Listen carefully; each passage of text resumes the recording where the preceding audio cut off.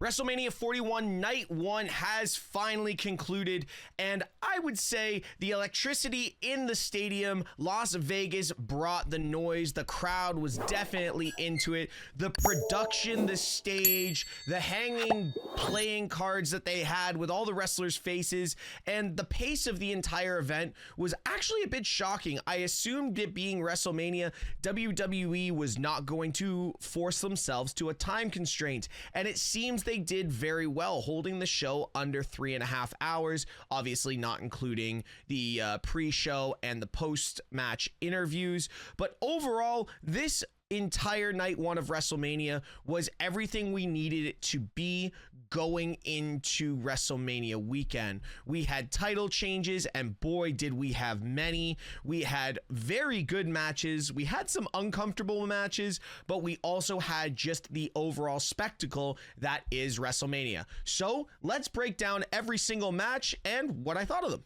Kicking off the show was Jey Uso. Main event, Jey Uso versus the World Heavyweight Champion Gunther. Obviously, Jey Uso winning the 2025 Royal Rumble and picking Gunther to go head-to-head with a man he has never beaten to open up night one of WrestleMania. Jey obviously getting a super special entrance, coming through the crowd with the DJ and the flags coming down the ramp, which I felt that ramp was quite long tonight.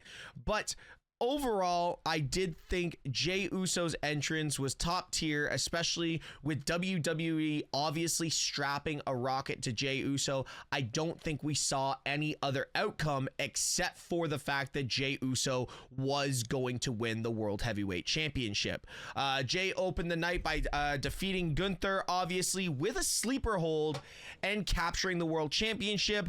A lot of people are kind of sitting back though, saying Jey could celebrate his victory all he wanted, but some fans are expressing concerns that Gunther getting choked out and how quickly he tapped could show a bit of weakness on the ring general's side. I don't necessarily agree with that. Gunther had to play a very interesting role in Jey Uso winning this World Heavyweight Championship, and his role was, I'm defeated, I'm going to take a step away, and we're going to go back to the drawing book.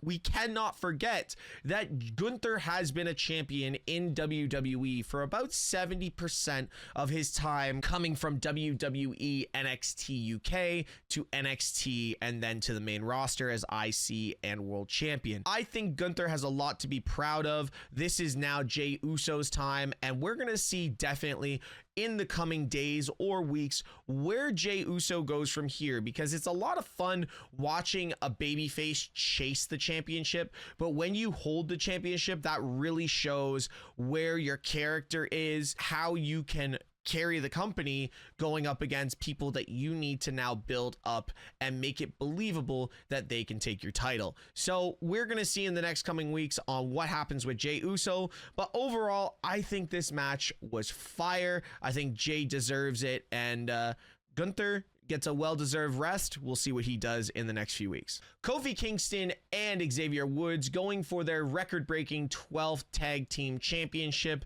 This is a massive milestone for both of these guys, considering the careers that they have had before they became the New Day. And that feels like a really long time ago because, you know, the New Day has been around so long. We think of Bootios, we think of Big E's, we think of trombones, we think of llama penises on their heads. You are that entertaining when you still wear llama penises strapped to your head. I mean, the llama unicorns.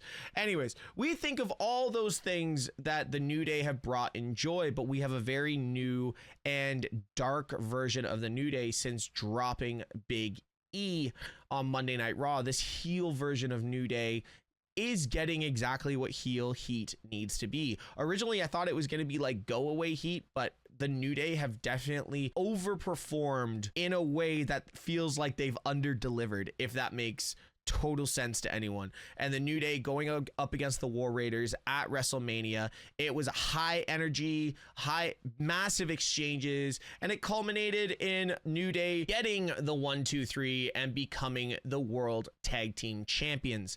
This is a great milestone for the New Day. This is a great milestone for the War Raiders as well, because I don't feel a lot of people found the War Raiders very believable when it came to them holding the tag titles. It wasn't like the SmackDown division, which has arguably the best tag division in the company right now. The War Raiders just seem to be holding those titles for something else. And now that the New Day have it, we can have that opportunity for new tag teams, potentially tag teams, to be called up from the main roster or from the NXT roster. My apologies. The War Raiders to chase again, but the New Day to be those despicable heel tag team champions that we know they can be. And I think going into the Raw after WrestleMania, we're gonna get a bit of that. And the New Day, the tag titles always look great on them, and I'm very excited to see where they go. So overall, this match really delivered for me. I don't think it was the longest match. I think it was about 9 to 12 minutes, and all the matches on the night one card seem to be shorter matches minus the main event, but they told the story, they got in there, they got out, and overall, they cheated to win, and they did it in style. Jade Cargill versus Naomi, and the backstory on this is great. They basically rinsed and repeat the story of Rikishi running over Stone Cold Steve Austin back in the 90s, saying, "I did it for The Rock. I did it for The Rock. I did it for The Rock." And Naomi got fed up of being, third wheel to Jade and Bianca, and she did something about it. She attacked Naomi back in November or October and took her out for many, many months. Jade returns at the Elimination Chamber and decides to take her revenge on Naomi. Two things that came out of this match. Jade, number one, is a full-fledged superstar. She looked great in this match. That turnaround pop-up powerbomb that she did as her secondary to the finish was powerful. It was immense, and it made Jade look like she's been working very hard on her abilities in the ring. And then obviously delivering Jaded to Naomi for the 1, 2, 3. Nothing against Jade in this. She looked amazing, and I'm really happy to see a very powerful display from somebody that could be one of the future main eventers for many WrestleManias to come out and do it on the big stage. I want to talk about Naomi, though. This new character, this new developed Proceed with Caution, the new theme song, the new entrance, everything about Naomi is something that I think a lot of wrestling fans have been screaming for from Naomi, from her return, because it's kind of like what we got from Trinity in TNA. If you followed anything that Trinity did TNA, she had a lot more edge and grit to her. The Feel the Glow just felt like she was falling back into an old character that really didn't work before she left WWE the first time, and now she's got her own character, she's got her own vibe, she's a bit edgier. Her new theme song is fire, and the transition that Naomi has been able to do in this storyline is, I think, what should be talked about the most. Naomi is top tier. I can see Naomi going after the US Championship now. I can see her going into the main title picture. I can see Naomi anywhere on the roster with her promos, her grit, her aggression. Everything that she's doing is top tier. So for this match, I don't think this was the culmination of a feud. I think this was a coming out party for two people that desperately needed it, and I think Naomi and Jade are off to the races now, and we should expect big things going into 2025 and 2026 for both of these women. El Grande Americano getting one of the funniest entrances I think that WWE was able to put on, versus Rey Fenix. Yes, you heard that right, not Rey Mysterio. Rey Mysterio pulled his groin on Friday Night SmackDown before WrestleMania Night 1 and was replaced by Rey Fenix. First off, let's just talk about Rey Fenix. 3-4 weeks on the WWE roster, and now he's in a match at WrestleMania. what a story for the guy. And I think I saw some fan footage of Penta being in the crowd watching that, being very emotional, excited for his brother that he was able to do that. This match was what it was. It was two guys displaying the luchador style of wrestling. Chad Gable as apparently Chad Gable as El Grande Americano, out there being the despicable Chad Gable that he is, you know, diving with that flying headbutt with the plate and under the mask, and, you know, ultimately coming up with the 1-2-3. Rey Fenix, nothing he does surprises me anymore. Every time you watch Rey Fenix in the ring, every time you watch Penta in the ring, you're like, wow, how did the guy just run across the ropes balancing and then somehow do like a double springboard backflip into something like a Hurricane Rana? Like, the guy can do anything. He's amazing. He takes to the ring like a fish to water. Match concluded with Americano using the concealed metal plates and delivered you know, the flying headbutt to get the 1-2-3. That says nothing against Rey Fenix for a match that was put together within hours of Rey Mysterio being injured. Hopefully Rey Mysterio is able to return very soon, but a groin injury is nothing to play with. The story with El Grande Americano is hilarious, and I hope we get more and more of it. And we know Rey Fenix is an absolute superstar when it comes to being on NXT, my apologies, being on SmackDown, and he's going to do big things. On to the United States Championship. LA Knight versus the Samoan Werewolf, Jacob Fatu. Jacob came out with Solo. He had the entrance that Jacob deserved. He is the Samoan Werewolf. He came out with Solo, but got his moment to walk the aisle at WrestleMania. 18 months prior to this, Jacob Fatu was sitting in the crowd at the Royal Rumble in St. Pete's, vibing, watching Jay and Jimmy kick off the men's Royal Rumble.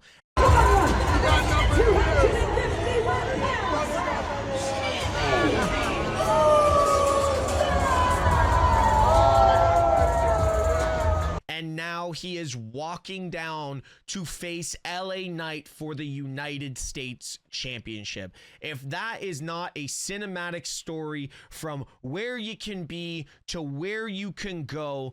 Obviously, he has had a great tenure on the indies, but Jacob Fatu being in WrestleMania for a title just feels right.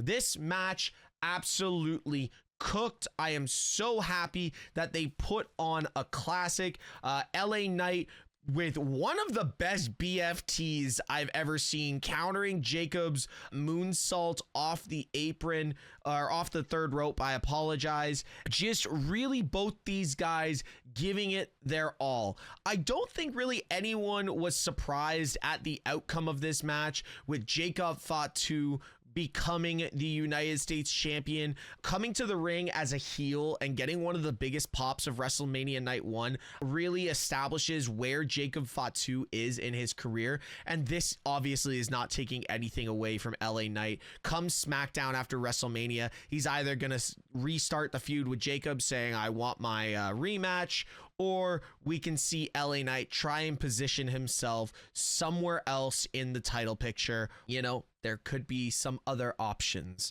for LA Knight moving forward in the main roster, but I think LA Knight has a lot of opportunities here moving forward. Jacob is turning full babyface, even though he's a tweener. I'm giving the vibe that Jacob Fatu is putting off right now as Stone Cold after WrestleMania 13 with Bret Hart. Stone Cold was booed to the ring at WrestleMania 13, and he was cheered walking out, and it's the same for Jacob Fatu. This man cannot do anything wrong. The match itself, it was what it was. It was a 12-minute banger. These two put it all out there. The brutality from Jacob, the slyness and the knowledge and the in-ring versatility of LA Knight. It was all put together in a nice little sequence. But at the end of the day, the one thing I want to say is Jacob Fatu's senton on the top rope. Who even thinks about that? And I think Wade Barrett even said that. Who thinks of doing a move like that? Every time we see Jacob Fatu in the ring, it feels like we are seeing something different and something incredibly special. So Jacob Fatu coming out as United States champion, this is going to build a massive story for Jacob going into Backlash and SummerSlam and Money in the Bank and the rest of 2025. There's got to be a feud with Solo in there somewhere. There's got to be many feuds for Jacob Fatu, but you know, as a fan of Jacob Fatu and a follower of his as long as I have been, I am just so proud to see a man go from where he was to where he is, just taking that proverbial brass ring, even though we don't refer to it anymore, and going and breaking that glass ceiling. Jacob Fatu is a superstar, and I think we've only just scratched the surface with the Samoan Werewolf. WWE's Women's Championship. Tiffany Stratton versus Charlotte Flair.